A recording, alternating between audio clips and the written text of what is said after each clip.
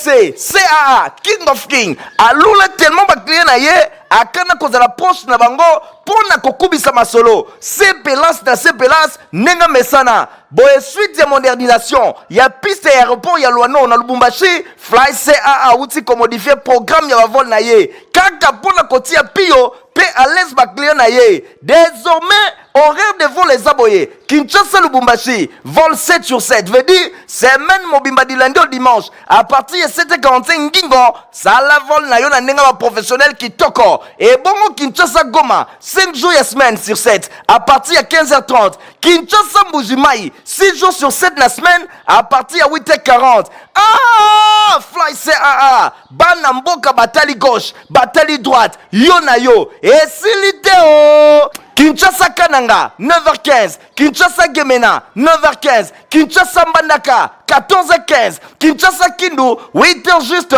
Pe Kinshasa Kisangani, 9h juste. Bon, Mbappé Bouebake depuis 1992. 32 ans, le long de service à peuple, c'est à l'indice régularité, ponctualité, sécurité, bakisa confort. Pour ne pas voler sur Totangi, Boko Zoyango na bavion na ye Pifo, Airbus en 320, P Airbus en 330, Nzambe ya Bilengi, Congo Mobimesi Bandimayo, Bisengo ya Fly CAA, Nkembo na Nkembo, leader.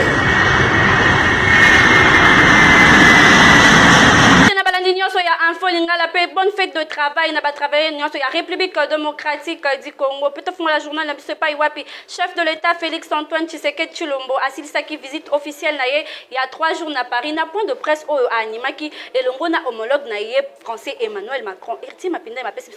Un an, lorsque je me suis rendu à Kinshasa pour ma première visite en République démocratique du Congo. Après tête à tête Nabango, mardi 30 avril 2024, na palais de l'Élysée, président Emmanuel Macron, il y a France, et l'ongona Félix Antoine Tshisekedi Tshilombo, il y a RDC, animaki point de presse, dirigeant Nyon Somi Balé, passaki en revue, question, il y a coopération bilatérale, paix et sécurité, na Est et la République démocratique du Congo. France a co-transigé, Soki Mokete, Azali Kosenga, intégrité, il y a République démocratique du Congo, a condamné agression Nyon à Rwanda, paix Azali Kosenga na Rwanda, Ati Kalisungi et paix yaba M23, Ndenge président Macron a déclaré que, selon ye France, a défendre consolidation, paix souveraineté, il y a République démocratique du Congo, urgence et Zali Bongo, naba désescalade, Ndenge Abakisaki, boui Azali ko soutenir processus ya Luanda, Nangambu na ye chef de l'État, il y a République démocratique du Congo, Félix Antoine Tshisekedi Tshilombo,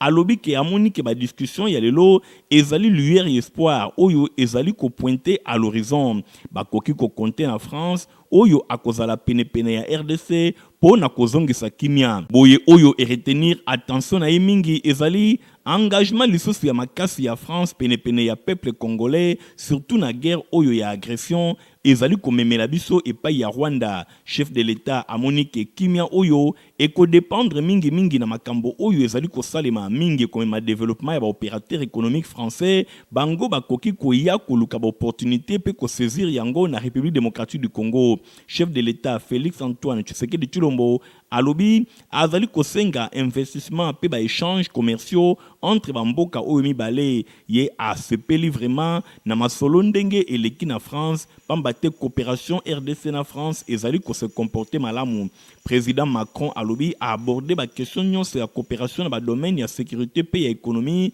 ya environnement ya ba infrastructure ya sport pe éducation et longona jeunesse nyonso elobamaki Nangambo ya primature Bosengi Kosimba na sima ya ba consultation et ya regroupement réparti politique Premier ministre Judith Soumina Tuluka abandi déjà ko opérer ba choix pour na ba formation ya gouvernement na ye Nathalie Kaila kala mingi te suka ya suspense pona o etali formation ya gouvernement o ekozala diriger et pa ya première ministre madame Judith Soumina Tuluka na sima ya ba consultation et longo na ba regroupement pe parti politique cap sikoyo na ba choix ya ba ministre oyo bako travailler na équipe Soumina Tuluka selon vision ya chef de l'État Félix Antoine Tshisekedi Tshilombo. Pour le moment, chef ya gouvernement azali concentré yemoko na bureau sans influence, sans pression pona kopona équipe na ye ya mosala selon compétences professionnelles pe expérience ya moto na moto. pambate constitution et pesie ndingisa ya ko proposer équipe naye et pas ya chef de l'état oyo a co-signé ordonnance pour na ko permettre naye babanda bongo musala natina wana to confondre vitesse na précipitation te kala mingi te ba membre ya gouvernement bakoye bana po musala ya gouvernement et ko démarrer pe ko répondre na batante ya population ya République démocratique du Congo. Na Assemblée nationale, Bosanie Kosimba ko bureau d'âge Assemblée nationale ba outil de sous ko reporter dépôt ya ba candidature pour na ba élection ya bureau définitif ndena yango et pousser rédaction info lingala à réfléchir na commentaire ya héritier mapindemi. Week-end eleki bureau provisoire to bureau d'âge ya Assemblée nationale oyo ezali dirigé et pa ya président Christophe Mbosonko d'Ampwanga babimisaki calendrier pour na ba élection ya bureau définitif et sengelaki esalema le 8 mai ezali koya boye communiquer oyo esepelisaki bato nyonso pambate ezali mbala ya liboso komona bureau provisoire to bureau d'âge ya Assemblée nationale koko matina mois de mai bureau définitif nanu ezali installé te likambo oyo epesaki bato mingi pasi pe bato ebele bazwaki ufi ya soulagement tango bureau d'âge ya Mbosonko d'Ampwanga babimisaki communiqué pona le 8 mai kasi likambo ya pasi pe mawa le 29 avril pendant que ba congolais nyonso bazalaki branché pona kolanda ba résultat ba élection ya ba sénateur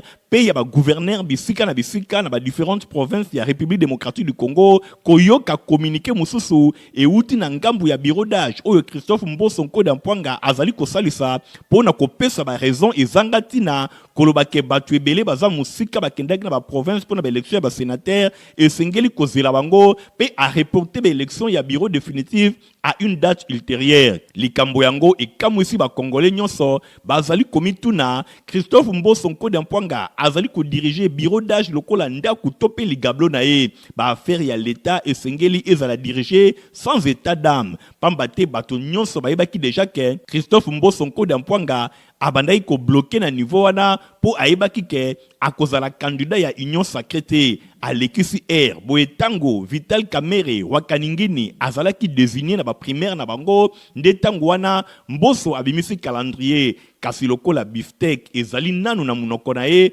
Mboso azali prêté à concéder bateau ya commandement ya Assemblée nationale azali kolekisa ba jour inutilement nzokande mboka esengeli etambola mboka esengeli ekende liboso Premier ministre Judith Suminwa Tuluka esi azalaki nommé kalamingi te gouvernement na ye ekobima et akokuta kaka bureau d'âge oyo na Assemblée nationale esengeli bureau définitif nde azala déjà na ba affaire pour na ko investir gouvernement oyo Judith Suminwa Tuluka akoya ko présenter bango pe programme na ye na niveau ya Assemblée nationale mikolo ezali koleka 5 mois mobimba depuis ba installa ba députés nationaux bazali ko sala eloko ya malonga te validation ba mandat ko élaborer règlement d'ordre intérieur et salemaki kasi eloko nini ezali ko bloquer vraiment installation ya bureau définitif Christophe Mboso kakande azana réponse na likambo oyo nyonso ezalaka théâtre te ndenge yo moko oloba esengeli mboka etambola ba blocage inutile ezana esika na yango te Mboso kodi Mpwanga fixé date mususu ba congolais bazana besoin ya komona bureau définitif ezala installé.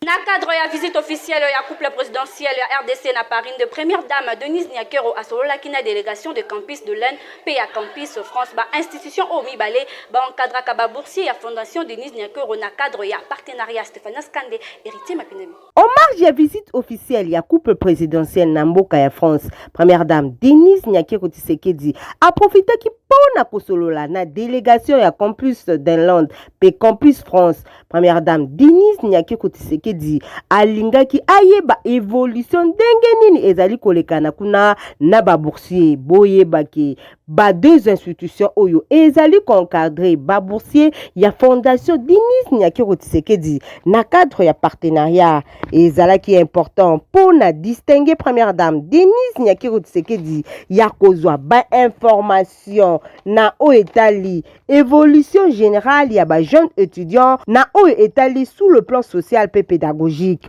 Première dame akendaki personnellement yemoko kuna na kati ya campus France sur place ba deux parties ba passé qui en revue ba différents plans ya collaboration avant de signer contrat mosusu ya sika ya partenariat oyo ekoki komema bongo 40 nouveaux boursiers ya sika na septembre prochain na cadre ya 5e édition ya programme excellence ya Donatienne Issar DG ya agence Campus France à reconnaître que ba boursier oyo batindelaki 18 garçons pe 18 filles bazali kuna baza bongo kosala ba résultat académique kitoko. Même exercice esalemaki na camp de langue et échangea ki bongo na DG Evan Lemon na équipe na ye basaluaki collaboration o ezali kolekana entre équipe na ye tope université na ye na ba boursier ya programme excellence ya kuna pe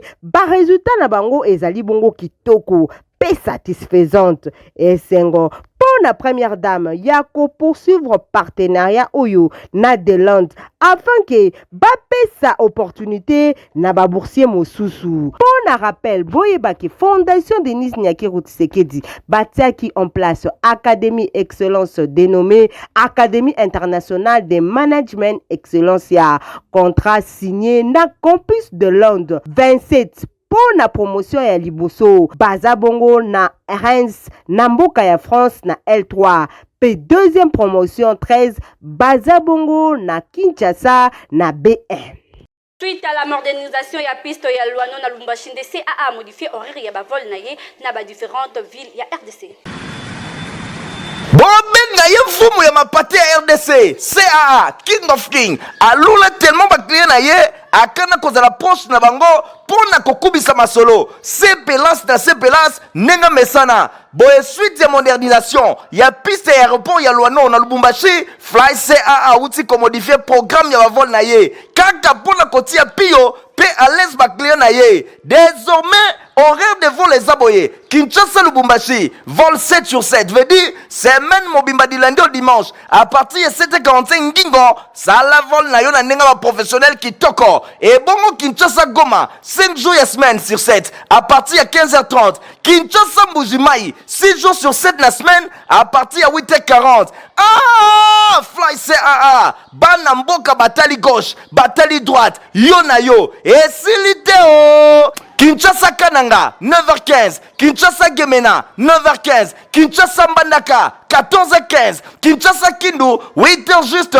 pe Kinshasa Kisangani 9h juste Bossi Mbappé Boebake depuis 1992 32 ans le long de service à peuple c'est à lundi sa régularité ponctualité sécurité bakisa confort pour ne pas venir sur Totangi, Boko Zoyango na bavion na ye Ampifo, Airbus A320, P Airbus A330, Nzambe ya Bilengi, Congo Mobimesi Bandimayo, Bisengo ya Fly CAA, Nkembo na Nkembo, leader.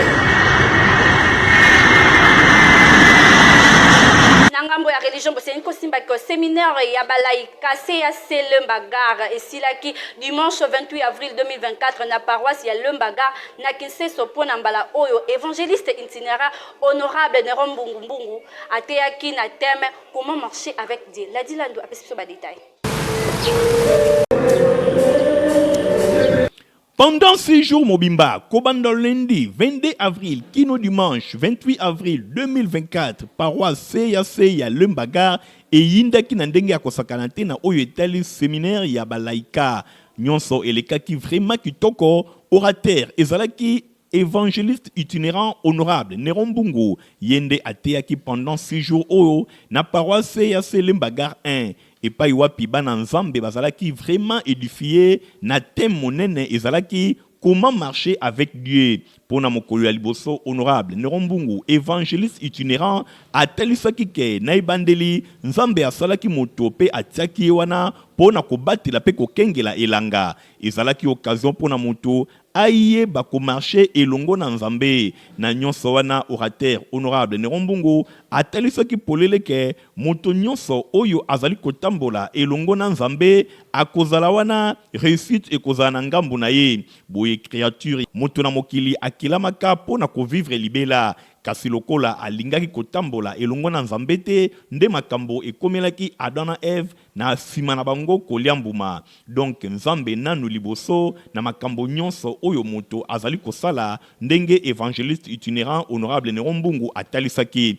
Bosimbake nyonso elekaki vraiment kitoko po na mokolo ya dimanche 28 avril 2024 tomonaki mot de circonstance epesamaki epai ya président ya laïque ya paroisse Lembagar na commune ya Kisenso Jean Mandundu ye atalisaki ndenge nini séminaire oyo ebandaki pe ndenge nini ezali kosuka nyonso elekaki vraiment kitoko po na mokolo ya suka. Évangéliste itinérant honorable Nerombungu atalisaki marche ya bana Israël ndenge nini batambolaki elongo na Moïse epai wapi nzambe abandaki bongo kokamba bango.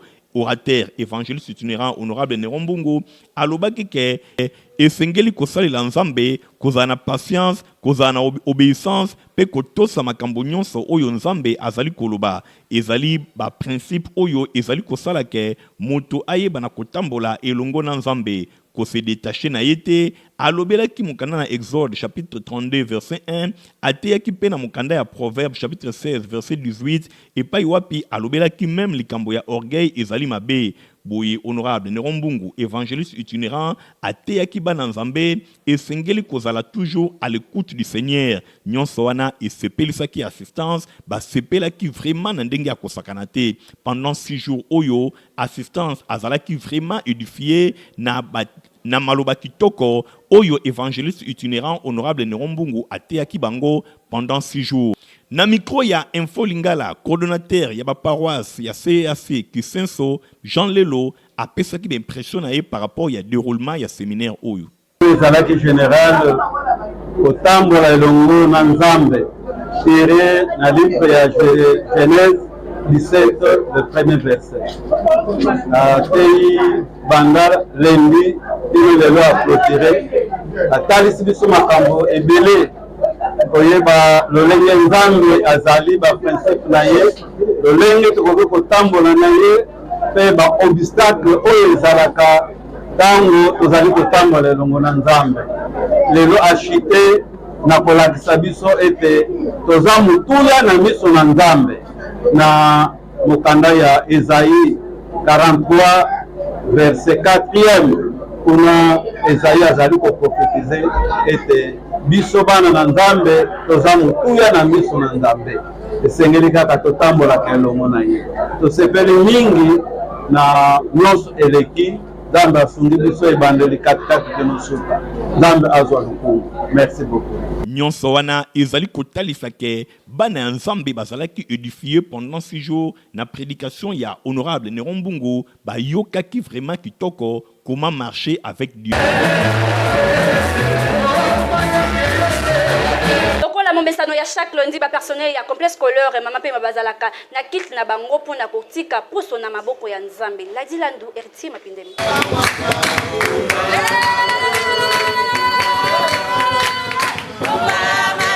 Ndenge kaka ezalaka lokola momesano na complexe scolaire Mama Pemba école ya fondation Nerombungu chaque lundi ba démarraka semaine na bango en beauté batikaka mosala nyonso na maboko ya nzambe mbala oyo pe ezalaki kaka lokola momesano ba enseignant ba personnel administratif bref bato nyonso basalaka na complexe scolaire Mama Pemba basanganaki pona kokumisa nzambe pe koyoka liloba na ye mbala oyo bazalaki bongo bateyamaki epai ya Koma Honoré oyo ateyaki na mokanda na Psaume chapitre 60 epai wapi atalisi ke avec Dieu nous ferons des exploits esengeli kotambola tango nyonso elongo na nzambe soki ozali kotambola na nzambe okosala exploit ya ndenge na ndenge oyo moyini satana akopusanaka soki mokete pene na yo olingi réussite kangama na nzambe olingi succès kangama na nzambe olingi bénédiction nyonso ezali kaka na ngambu ya nzambe esengeli te koluka yango na esika mosusu na tina wana Mateya ezalaki vraiment capté 5 sur 5 epai ya ba enseignant pe ba personnel administratif nyonso ya complexe scolaire Mama Pemba ya fondation Nerombungu oyo bazalaki wana présent Mateya elekaki vraiment kitoko. Micro ya Info Lingala Ngoma Honoré oyo azalaki mote ya mokolo alimbolaki déroulement ya prière ya mbala oyo. Alors, lelo chaque lundi nous allons na culte oyo tokumisaka nzambe yoka maloba na nzambe Nous sommes à 6h30, nous avons déjà quelques bandits qui s'étaient car ici et puis de continuer l'activité et à jour. Alors, nous avons venu les seigneurs pour la matière Oyo à inspirer la commission de peuple de Dieu. Oyo pour jouer qui dans le Psaume 60 verset 14. Avec Dieu nous ferons des exploits et il écrasera nos ennemis. Et vous n'avez pas sa assemblée et de Seigneur pour mi pesa epai na Nzambe kotaelaka ka Nzambe kotielika na Nzambe kotambola na Nzambe longo kozala na relation d'intimité na Nzambe. Merci na mokonzi ya école na biso son excellence Nero Mbungu mpona likanisi oyo azwa ya kosala kilte eza na kati école ya moto banda semaine bandaka na kilte donc tozali kotika semaine na boko na Nzambe tant que tozosilisa sango na kilte na boko na Nzambe koremercier Nzambe lolinga tambole na biso nyonso ezali kotalisa ke na complexe scolaire Mama Pemba batiaka Nzambe liboso surtout ke initiateur ya école oyo ezali bongo honorable Nero Mbungu oyo azali pe mosali na Nzambe évangéliste itinérant nyonso ya ye ebandaka na Nzambe. Pose à la bonne santé pour tes alliés, c'est mon corps protivable. Ah merci! Yabouine! Bana nyoso baza kuringa! À la pochette!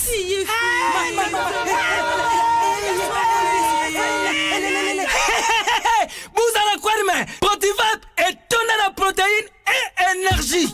Ah papa, merci! Merci pour les protéines pour les enfants. Eh Bino! Bote la baonine! Bote ma kodole Bino! Mama kansa bamba bonga! Pona bana na yo bakumarukura bana oyo! Faut laisser kabango! Poto poto!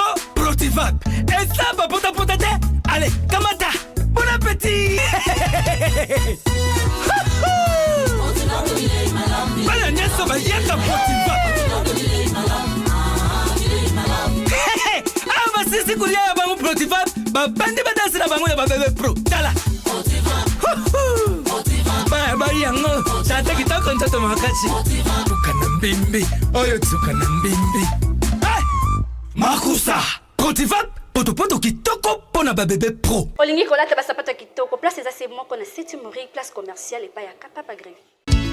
Papa sinangai e utako apio. Olingaka basapatu kitoko, olingaka mokoto ya malonga oyo ekobimisa yo propre liboso ya bato nyonso. Esika eza se moko na 7e rue na commune ya Limete na place commerciale na Petit Boulevard. Tala malamu yeyo collègue ya bato nyonso basalaka basapatu minene na mikili ya poto basapatu ya kitoko oyo bino boyebi. Yeyo ye moko ayebi mosala na ndenge akosakana te bato nyonso bayebi. Collègue ya Jimmy Weston azali kosala koto na ndenge ya kosakana te. Nayebi ke chef de l'État Fachi Beton oyebi nga na Kombo oyebi nga na Elongi oyebi nga na Moussara. Moi je pense que c'est déjà quelque chose de bon. Puis oyebi batezaki na Limete toki na premier ministre ozalaka na yo na musée oyo kota palais du peuple obenga ngai tokutana mais ti lelo ka ba blocage. Mais on a même le ministre là, ministre de la culture Azali, ministre de l'industrie Azali, ministre de PMI Azali, PMR. Mais pourquoi tu es au Changa Maboko, on a diminué le taux de chômage? Pour nous les hommes, par contre, nous n'avons pas Patrice pour diminuer le taux pour encadrer jeunesse, pour transformer Bango, si on a dit que ça la sapate. Est-ce que on a besoin de ça pour nous? Je ne pense pas. Automatiquement, à Oluka, Azala, responsable pour qu'il y ait des familles. Mais pourquoi? Naza été dit pourquoi? Dans ce cas-là, on a fait dans la Gentini Mobila. Adjoint d'ailleurs, ils allaient chez Goko Moulumba, fils gouverneur Gentini Mobila. Nous avons même bonne foi. Alors, Ngamoua, mais Bangati n'est pas chef de l'État. Il a fait mon compte. Il a dit que ma politique, tout le monde m'a camé. Mais il fait qu'il bonne foi. Autorité nous suspect bazar. Moi je pense que nous ça la effort et ça devoir dans nous on va devoir dans la salle sur le téléphone na 7e rue place commerciale na Petit Boulevard place partie soit na peu monsieur mon ambassade d'Adora Kekele on a la présence de la salle.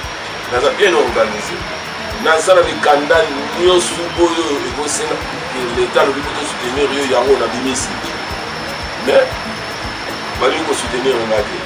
Bon, je comprends, tant que client ne soit pas d'accord, papa Grismawal, on va dire son maman. On va soutenir Rio. Il faut Simba Science. Maintenant, dans Simba Science, on a vu la matin. Donc, je suis Ria Awa. Aux ala la fête, au diable, nous sommes la fête. Là, tu as fait ça. Aux ala la mariage, là, tu as fait. Aux ala sapin qui a mon nez, le col à Eric. Il y a un ordinaire comme un roi et mort. Le coca. Aux ala le roi est mort. On comme un bolide, le col à Eric. Il y a un salon. Dans sa réparation, dans sa fabrication. Donc, na yebi musala comme il se doit. Autant qu'il batte ça. Oyoki, adresse ezase moko na 7e rue Petit Boulevard na commune ya Limete et pa wapi ba chaussure, ba sandal, ba mapapa ezali kosalema na ndenge ya kosakana te soki okoti awa obosani Italie. Libela.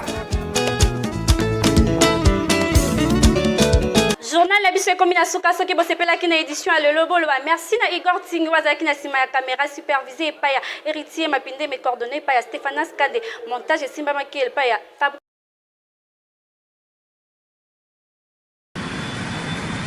bobenga ye mfumu ya mapate ya RDC CAA King of King alula tellement bakliye na ye akana kozala poste na bango pona kokubisa masolo sepelas na sepelas nenga mesana boye suite ya modernisation ya piste ya aéroport ya Luano na Lubumbashi Fly CAA uti ko modifier programme ya bavol na ye kaka pona kotia pio pe à l'aise bakliye na ye désormais horaire de vol les aboyés Kinshasa Lubumbashi vol 7 sur 7 veut dire semaine mobimba du lundi au dimanche à partir de 7h45 ngingo ça la vol na yo na nenga ba professionnel qui toko et bongo Kinshasa Goma 5 jours et semaine sur 7 à partir de 15h30 Kinshasa Mbujimai 6 jours sur 7 la semaine à partir de 8h40 ah Fly CAA bana mboka batali gauche batali droite yo na yo et siliteo Kinshasa Kananga 9h15 Kinshasa Gemena 9h15 Kinshasa Mbandaka 14h15